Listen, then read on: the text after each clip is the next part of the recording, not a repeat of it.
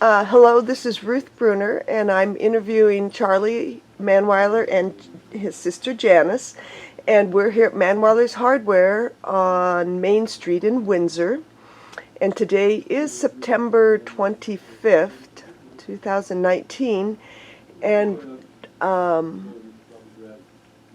we're going to talk about the history and the story behind Manweiler Appliance and Hardware and how that has evolved over the generations.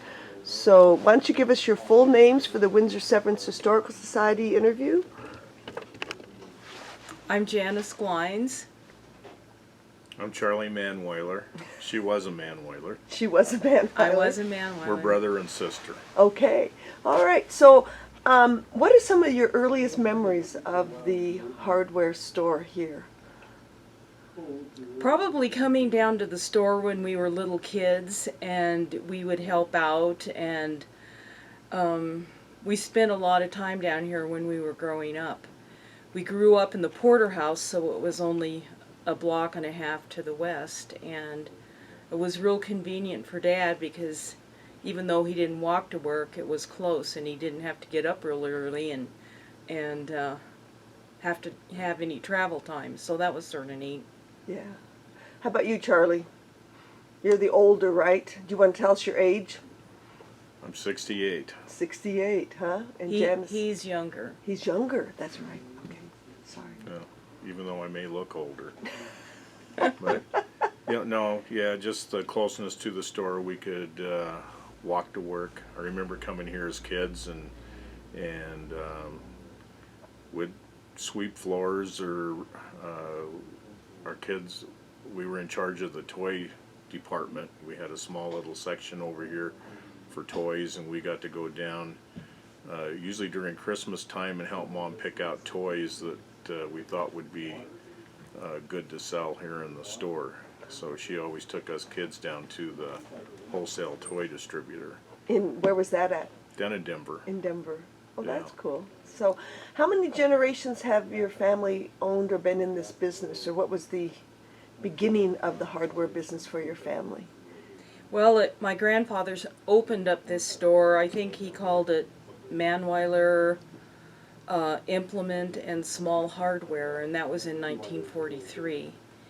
And then when my dad came back from the war in 1946, they joined together and they formed Manweiler Hardware, and later it became Manweiler Hardware and Appliance. And I don't know exactly what year that was, but I think it was soon after he came back. So, so since 1943 the business has been here on Main Street, and before that my grandfather was a blacksmith. He was an immigrant, Germans from Russia, and his trade was the blacksmith business. And he had his blacksmith shop just down the street. Oh, okay. At the end of the block. At Harple's place? Yeah. Mm-hmm. Okay. Mm-hmm. Yeah. What is the actual address of this building for people if it changes over time? What is the address of the building we're in right now? Oh, 418 Main. 418 Main. And then we expanded over into the part where Fraser's Drug Store had their business, and that's 420 Main. And then later we bought the one building to the east and then the next building to the east. So we sort of, kept expanding. And what are those buildings? What's in the buildings to the east now, Charlie? That's the appliance store right now. So, Okay. and that's 414 Main Street. All right. So, and that used to be the Gamble store, and before that it was? It was a Gamble store for a lot of years. When it first started out, it was the Windsor Mercantile back in the early 1900s, and so that building's had quite a few different things in it. Furniture stores. It was a Grocery store. grocery store at one time. The Windsor Mercantile had a grocery store there for quite a few years. And Gamble's was in there for a few years. Radio Shack was in there. Radio Shack, and there was a 5 and 10 cent store in there for Wow. a few years too. So what businesses have all been in the place that's Manweiler Hardware? What was it all in this building? I know Janice? at one time it was a furniture store, And we retrieved an old roll-top desk that the furniture store left behind, and it was in here for years and years, and it sat right back there in the corner. And then I can't remember if we moved it up front or not, but then we changed some of the shelving and stuff, and Heather had that roll-top desk refinished, and now it's down in her area in the house, and so, you know, that brings back a lot of memories. And then I know there was a liquor store in here at one time. There was a hotel upstairs. The Oh. hotel was created because the depot was right behind our store, and when people would get off the train, they would come around and they would go up the stairs, and there's a little window upstairs that opened up, and that was the registration point for upstairs, and people would check in, and it was divided up into a lot of little rooms.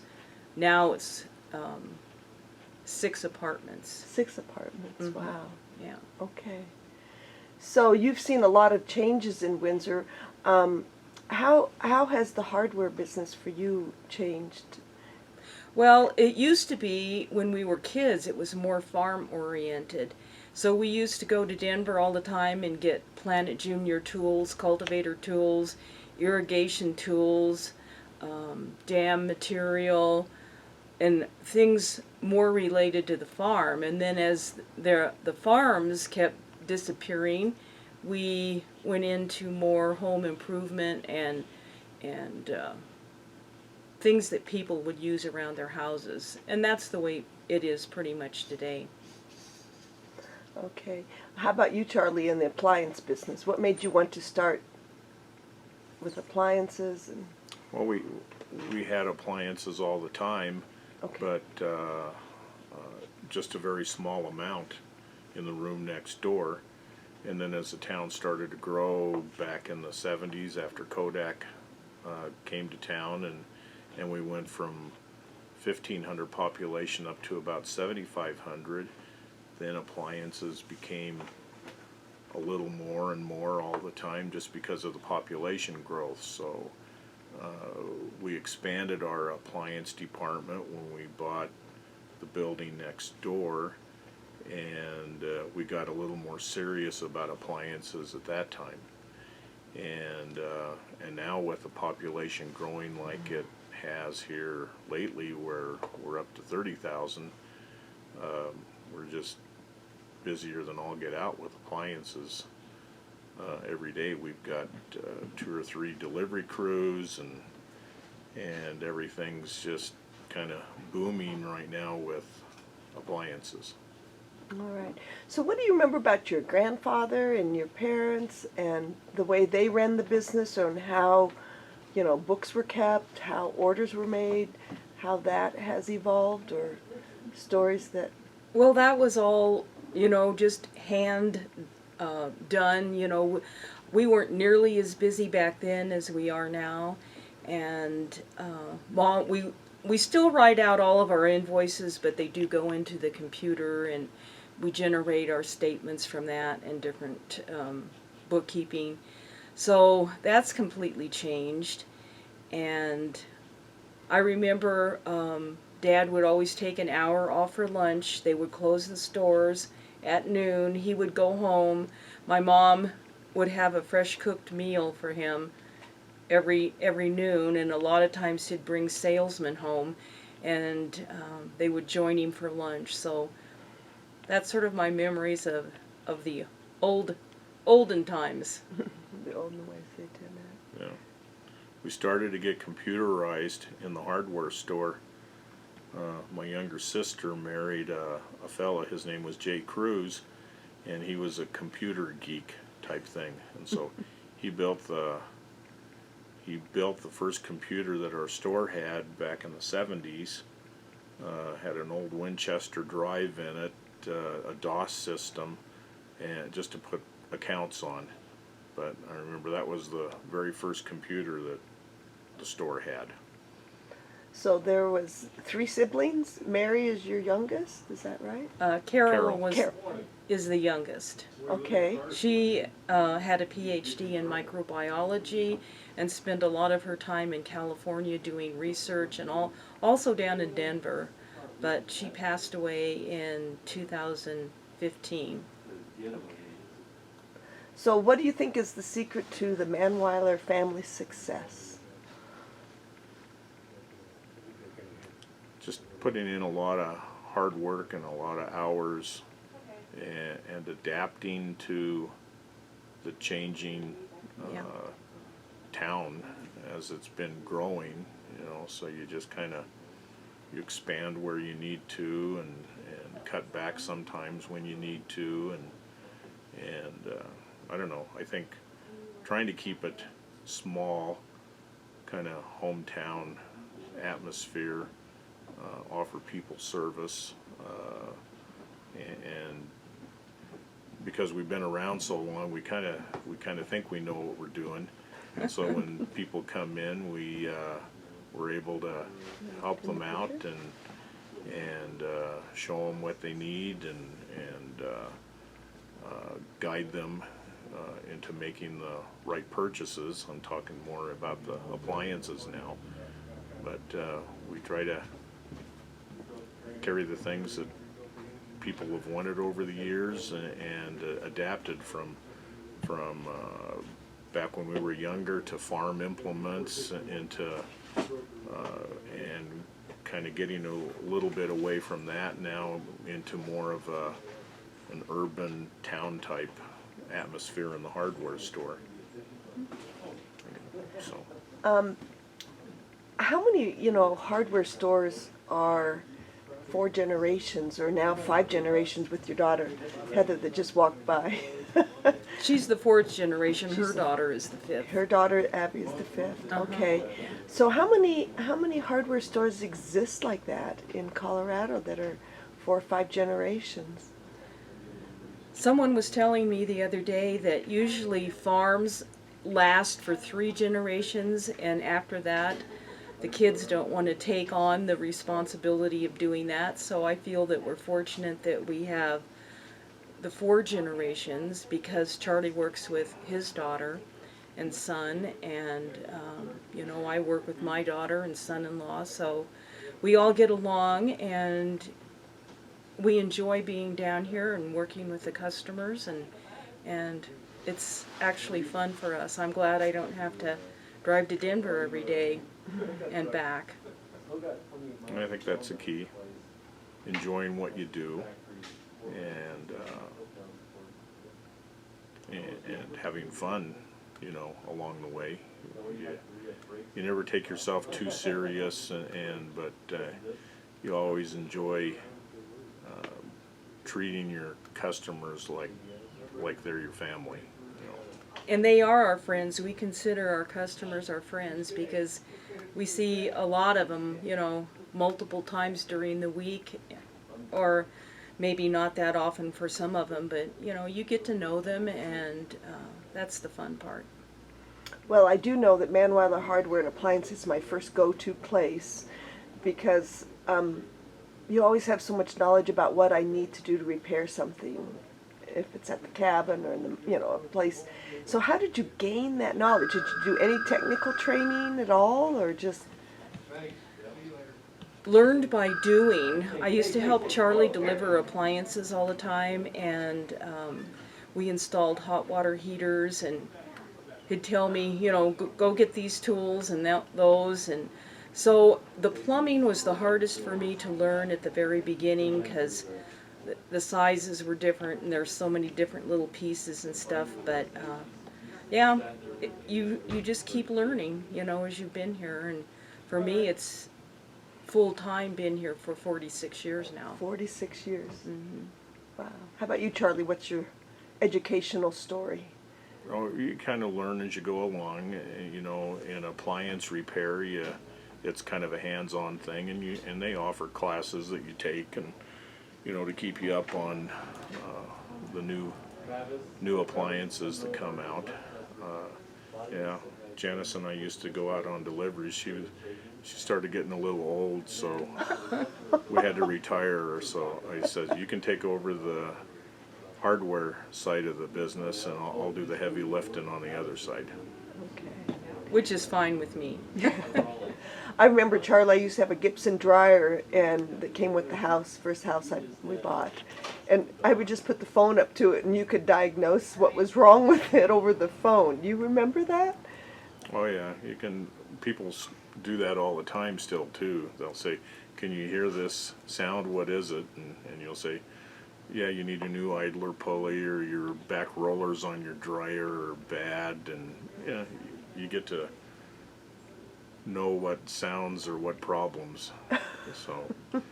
So now I don't go out and do service as much as I used to, hardly ever, but so when someone calls in and says, listen to this, I'll have to say, well, let me give you a tech who goes out and knows these things a little more than I do now, but you still kind of know. You still know. So Janice, how many employees do you have here in the hardware side?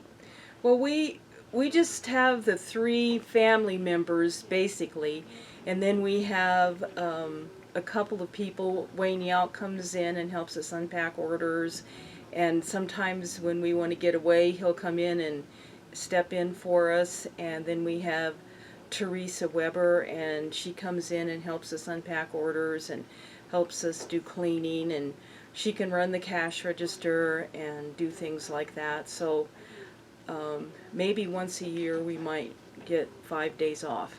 Wow. Wow. So, and Charlie, you're up to a slew. You have a lot of employees now. We have a couple of service techs. We have 5 or 6 delivery guys, and then I'm usually in the store selling things with my daughter, and we have another guy in there that's a salesperson too. So yeah, and my wife is in there, and our son comes in occasionally and works, and so. And then you have Kim that does. We have Kim back. She kind of runs In the the service service. department. So we're up around 10, 11 people now. Wow. So that's grown. Before we end the interview, is there things that you had hoped I would ask you about, or things that you should impart to folks of Windsor of what it was like? How Main Street has changed, how businesses have evolved. Anything about your family? We've seen a lot of businesses come and go on this main street. There were at least 3 hardware stores on this 2-block area, 2 drugstores, 2 clothing stores, a couple of grocery stores. No. And it just keeps changing. I like to see more retail than office stuff down here. It brings more people downtown. But yeah, it's changed a lot. The pace is faster than it used to be. It's hard to park on Main Street, and we do appreciate our customers who park on the side streets or come to the back of the store and park, because they're afraid to park on Main Street because of the traffic that's constantly whizzing by. So. Well, I keep thinking back to my folks would probably never believe how much Windsor has grown since they've been gone, and they've both been gone now, 20, 30 years, so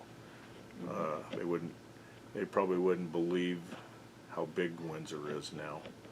And someday, long after we're both gone, we'll probably look down and say, wow, I can't believe how much it's grown since we've been gone. So it just keeps on going. So Yeah. Well, thank you very much, Charlie and Janice, for your insights and your stories, and perhaps we'll take a little look around the hardware store with the camera after this, okay? It's been here ever since the store has been here. In fact, it was purchased with the building, and I think the patent number on it is 1918, if I remember. But every year we have it inspected. The inspector says he wishes all of his scales were this good, but we can weigh anything from an ounce up to 30 pounds just by sliding the weights over. But the brand is Toledo, and that's probably one of the most interesting things that old things that we have in the store. So we use it every day. Works great. Hi, this is Heather, and we're going to take a kind of a walk around the store of Manweiler's Hardware. Over here is the key machine, and you can get about everything here. So, well, this key machine over here will do all the side cuts, single cuts, double cuts. Then we had to do one over here. This one does all the newer sidewinder cut ones, which most of the new vehicles have now. And another older machine that does double cuts that we have set up for that. And now the newer stuff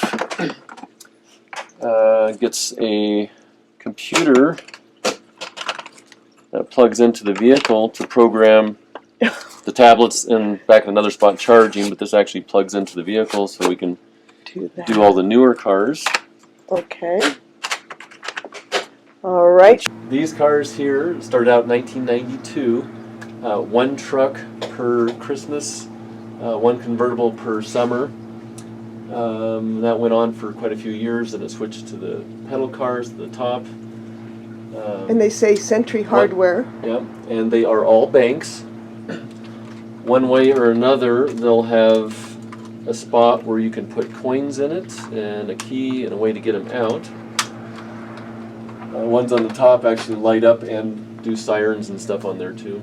And they're all functional. Wheels turn, pedals work. This shows the Windsor. In the olden days with the dirt roads, and then that was probably in, well, it says the early 70s.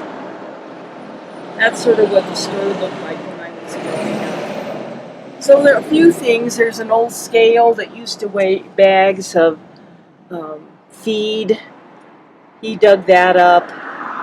He found we used to have all of the, I think they called it knob and tube on the electricity, so that was really interesting.